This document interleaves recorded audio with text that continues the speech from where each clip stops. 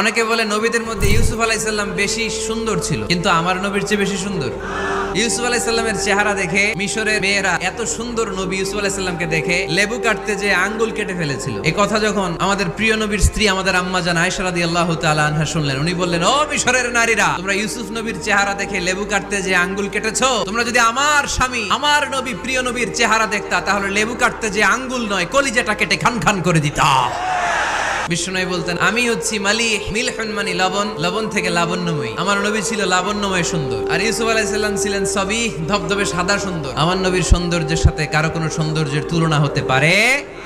বিষ্ণু ইসলাম বললেন, গোটা বিশ্বের মানুষকে আল্লাহ দুই ভাগ করলেন, এক ভাগ জান্নাতি, এক ভাগ জাহান্নামী। আমারে জান্নাতীদের মধ্যে ফেললেন। কুরাইশ বংশে অনেক খানদান আছে, আমারে হাশিমি খানদানে ফেললেন। হাশিমি খানদানে অনেক পরিবার আছে, আমারে শ্রেষ্ঠ পরিবারে ফেললেন। যে কোনো ক্রাইটেরিয়ায় হোক, মানদণ্ডে হোক, গোটা বিশ্বের মধ্যে আমি সেরা। চিল্লায় বলেন ঠিক কিনা?